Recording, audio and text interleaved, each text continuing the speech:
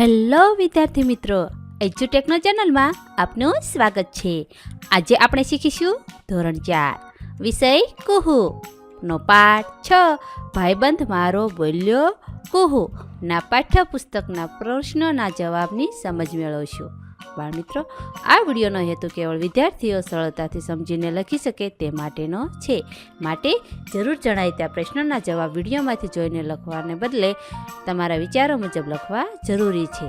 આજે તેના ત્રીજા વિભાગની સમજ મેળવશું. બાકીના વિડીયો તમે પ્લેલિસ્ટની લિંક પરથી મેળવી શકશો. ચાલો શીખીએ પાઠ 6 ના પ્રશ્નોના જવાબની સમજ.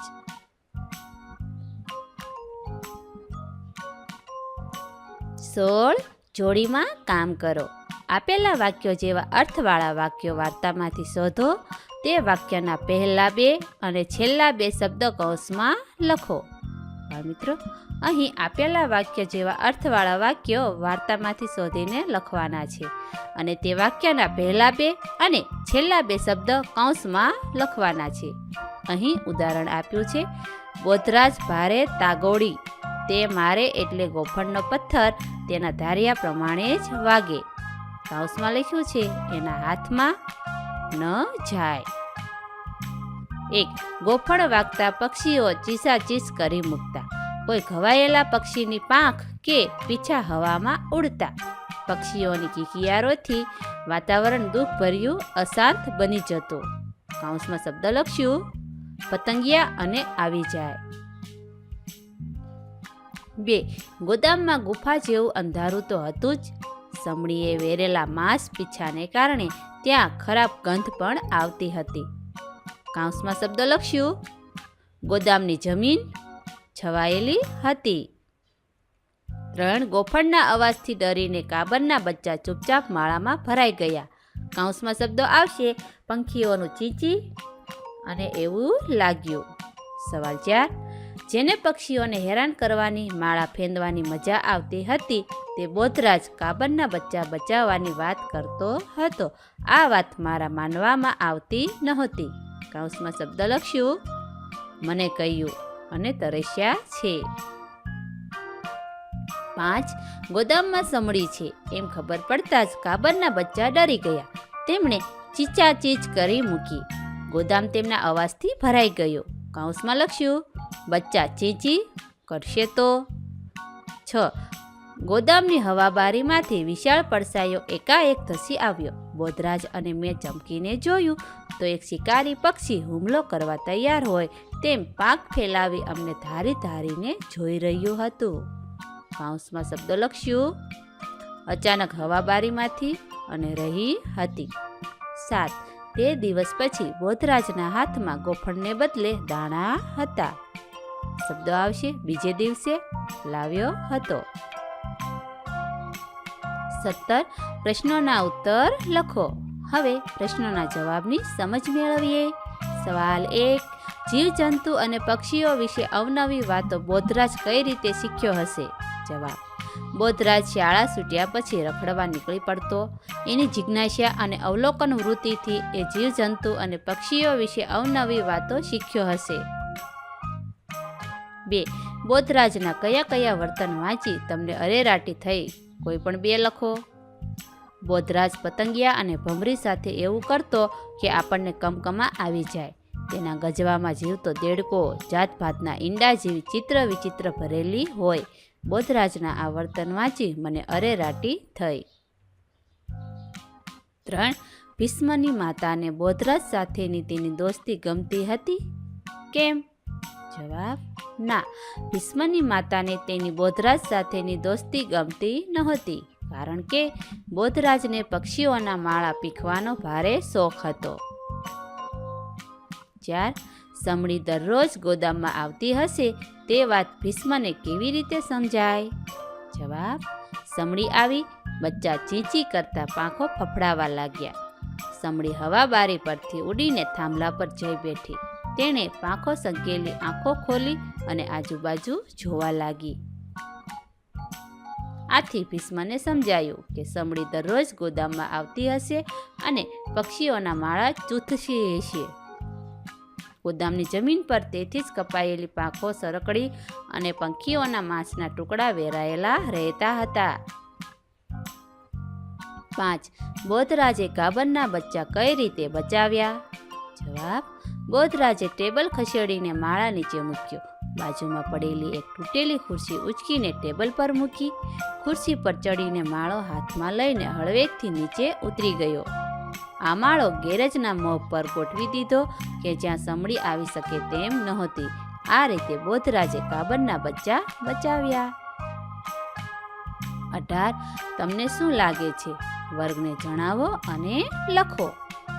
1. સમડીના આવ્યા પછી બોધરાજના વર્તનમાં શું ફેરફાર થયો? કેમ? જવાબ આવશે: સમડી આવતા માળામાં રહેલા કાબરના બચ્ચા કિકિયારો કરવા લાગ્યા. બોધરાજને થયું કે સમડી બચ્ચાને ખાઈ જશે. ગોફણ વડે માળા તરફ પથ્થર ફેંકનાર બોધરાજને કિકિયારીઓ સાંભળી કંપારી છૂટી અને દયા આવી. તેણે ગોફણ અને થોડા પથ્થર ભીષ્મને આપી દીધા અને પોતે કાબરનો માળો બચાવવાના કામમાં લાગી ગયો. 2. જીવજંતુ પશુ પક્ષી જોઈ બોધરાજ હવે શું કરતો હશે? જવાબ: જીવજંતુ પશુ પક્ષી જોઈ બોધરાજ હવે તેમને હેરાન નહીં કરતો હોય, તેમને મારવાનો વિચાર નહીં કરતો હોય, પરંતુ તેમનું રક્ષણ કરવાનો વિચાર કરતો હશે. 3. સમડી હવે ખોરાક મેળવવા શું કરશે? ક્યાં જશે? જવાબ: સમડી હવે ખોરાક મેળવવા બીજા માળા શોધશે. જ્યાં શિકાર મળી શકે તેમ હશે ત્યાં જશે. 4. આ વાત કાબરના બચ્ચા કહે તો કેવી રીતે કહે? જવાબ: અમારા મમ્મી પપ્પા ભૂલા પડી ગયેલા. એક ગોદામમાં તેમણે માળો બનાવેલો. અમારો જન્મ ત્યાં થયો હતો. એક દિવસ તેઓ ચણ શોધવા ગયા ત્યારે ભીષ્મ સાથે બોધરાજ આવ્યો. બોધરાજે ગોફણ ઊંચી કરી પથ્થર છોડ્યો. એમાંથી છૂટેલો પથ્થર પતરાના છાપરા સાથે અથડાઈને જોરથી નીચે પડ્યો. અમે ગભરાઈને શાંત થઈ ગયા. તેણે બીજો અને ત્રીજો પથ્થર છોડ્યો, પણ અમારો માળો નીચે પડ્યો નહીં. એવામાં સમડી આવી. તે પાંખો પસારીને અમને ભયંકર રીતે તાકી રહી હતી. અમે ભયભીત થઈ ચીચી કરતા પાંખો ફફડાવા લાગ્યા. અમારી કિકિયારો સાંભળી બોધરાજને સમજાઈ ગયું કે સમડી અમને ખાઈ જશે. એને દયા આવી. એ એક ટેબલ લઈ આવ્યો. તેના પર એક ખુરશી મૂકી. ખુરશી પર ચડીને તેણે અમારો માળો હળવેકથી નીચે ઉતારી લીધો. પછી ભીષ્મ અને બોધરાજ માળો લઈ ગેરેજમાં ગયા. ત્યાં બોધરાજે પેટી પર ચડીને માળો દિવાલોને ટેકવેલા મોં પર ગોઠવી દીધો.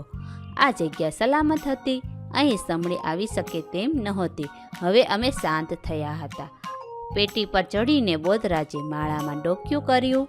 અમને થયું કે બોધરાજ અમને ઉપાડીને લઈ જશે, પણ એણે એમ ન કર્યું. એણે ભીષ્મ પાસે થોડું પાણી મંગાવ્યું. બોધરાજે અમને ટીપે ટીપે પાણી પીવડાવ્યું. બીજે દિવસે બોધરાજ આવ્યો ત્યારે એની પાસે નહોતી ગોફણ કે નહોતા પથ્થર. એ દાણાની થેલી ભરી લાવ્યો હતો. નિર્દય બોધરાજ હવે કેવો દયાળુ થઈ ગયો છે. ફરી એકવાર ગીતડું એક તોફાની બારકસ ગાઈએ. 19. બોધરાજની જેમ પક્ષીઓને ઓળખો અને તેમના વિશે લખો. ચિત્રની નીચે પક્ષીનું નામ લખો. આ પક્ષીઓમાંથી તમને ગમતા પક્ષી વિશે લખો. અહીં ચિત્ર આપ્યું છે. પતંગો માખીમાર કુળનું પંખી છે. તે ઉડતા ઉડતા માખી જેવા જંતુઓ ખાય છે. વીજળીના તાર પર બેઠેલા પતંગા તમે જોયા હશે. તે વીજળીના તાર પરથી ઉડીને જીવડા પકડીને તરત જ પાછો તાર પર આવીને બેસી જાય છે. તમને થશે પતંગો નામ કેમ? પાંદડા જેવા રંગવાળો છે એટલે. અહીં જે ચિત્ર આપ્યું છે એ પતંગો પક્ષી છે. તેની ચાંચ પાતળી, જરાક વાંકી અને આગળથી અણીદાર હોય છે. પતંગાના પગ પાતળા અને નાના હોય છે. તેની પાંખ આગળથી ગોળ અને પાછળથી અણીદાર હોય છે. તેને આંખ નીચે કાળું ધાબુ હોય છે. આપણી આજુબાજુ દેખાતા પતંગા ચકલીથી થોડા નાના અને પાતળા હોય છે. તેમનું અંગ્રેજી નામ છે ગ્રીન બી ઈટર. માયના, કૌંસમાં લખ્યું છે મેના કાબર. માયના મોટા ભાગે ગ્રામ્ય વિસ્તારમાં જોવા મળતું પક્ષી છે. તે બદામી રંગનું હોય છે, તેનું માથું કાળું હોય છે. તેની જ આંખની પાછળ પીળા રંગના ધબ્બા હોય છે. તેની ચાંચ અને પગ ચમકદાર પીળા હોય છે. માયના મોટા ભાગે જોડીમાં જોવા મળે છે. તે એક સાથે 4-6 ઈંડા મૂકે છે. તે સૂર્યોદય પહેલાં ઉડી જાય છે અને સૂર્યાસ્ત પહેલાં માળામાં પરત આવે છે. તે જીવડા, અળસિયા, નાના પ્રાણીઓ, દાણા, ફળો વગેરે ખાય છે. અંગ્રેજીમાં તેને માયના કહે છે. ગુજરાતીમાં તેને કાબર કહે છે. ગરુડ. ગરુડ મોટું શક્તિશાળી પક્ષી છે. ગરુડ પક્ષીઓનો રાજા કહેવાય છે. તેને મજબૂત પાંખો અને શક્તિશાળી પંજા હોય છે. તે પોતાનો માળો ઊંચા ઝાડ પર કે પર્વતની ટોચ પર બાંધે છે. તેનો માળો સળીઓનો બનાવેલો હોય છે. તે સસલા, ખિસકોલી જેવા પ્રાણીઓનો શિકાર કરે છે. દૂરથી પોતાનો શિકાર જોઈ શકે તેવી તેની તીક્ષ્ણ દ્રષ્ટિ હોય છે. ગરુડ દુનિયાભરમાં બધે જોવા મળે છે. અંગ્રેજીમાં ગરુડને એંગલ કહે છે. ઘુવડ. પક્ષીઓમાં ઘુવડ બીજા પક્ષીઓ કરતાં અલગ પ્રકારનું પક્ષી છે. તેને તેના ચહેરાના આગલા ભાગમાં 2 મોટી આંખો હોય છે. તેને હૂંફ જેવી મજબૂત ચાંચ હોય છે. કાનની જગ્યાએ 2 કાણા હોય છે. તેના પંજા પણ મજબૂત હોય છે. ઘુવડ તેની ડોક બધી દિશામાં ફેરવી શકે છે. તેથી તે તેની પાછળ પણ જોઈ શકે છે. માદા ઘુવડ કરતાં નર ઘુવડ મોટા હોય છે. ઘુવડ રાત્રે જ જોઈ શકે છે. તે જીવડા, ઉંદરો અને સસલાનો શિકાર કરે છે. ઘુવડ અવાજ કર્યા વિના ઉડી શકે છે. તેથી તેને શિકાર કરવામાં સરળતા રહે છે. જુદા જુદા પ્રકારના ઘુવડ જુદા જુદા અવાજ કાઢે છે. ઘુવડ ધ્રુવ પ્રદેશ સિવાય દુનિયાના બધા જ પ્રદેશોમાં જોવા મળે છે. 20 વાક્યો વાંચી જુઓ. સાચા વાક્ય સામે ખરું કરો. 1. નાનો બહેન ગાતું હતી, નાની બહેન ગાતું હતું. નાની બહેન ગાતી હતી. સાચું વાક્ય આવશે. 3. નાની બહેન ગાતી હતી. સવાલ 2. બધી બાળકોને ચકડોળમાં મજા પડી. બધા બાળકોને ચકડોળમાં મજા પડી. બધા બાળકોને ચકડોળમાં મજા પડ્યો. આ 3 વિધાનમાં સાચું વાક્ય છે છેલ્લું. બધા બાળકોને ચકડોળમાં મજા પડ્યો. 3. લગ્નમાં ઘણું મહેમાન આવ્યા છે. લગ્નમાં ઘણા મહેમાન આવ્યું છે. લગ્નમાં ઘણા મહેમાન આવ્યા છે. સાચું વાક્ય. 3. 4. બકરી બધું પાંદડું ખાઈ ગઈ. બકરી બધા પાંદડા ખાઈ ગઈ. બકરી બધા પાંદડા ખાઈ ગઈ. સાચો જવાબ આવશે. બીજું વાક્ય. બકરી બધા પાંદડા ખાઈ ગઈ. હવે પછીની પ્રવૃત્તિ તમે ચોથા વિભાગમાં જોઈ શકો છો. તેના વિડીયો પ્લેલિસ્ટની લિંક પરથી મેળવી શકશો. થેન્ક યુ દોસ્તો. એજ્યુકટેકનો ચેનલ તરફથી વિડીયો નિહાળવા બદલ આપનો આભાર. આવા બીજા વિડીયોઝ નિહાળવા માટે અમારી યુટ્યુબ ચેનલ એજ્યુકટેકનો અત્યારે જ સબસ્ક્રાઇબ કરો. આભાર દોસ્તો.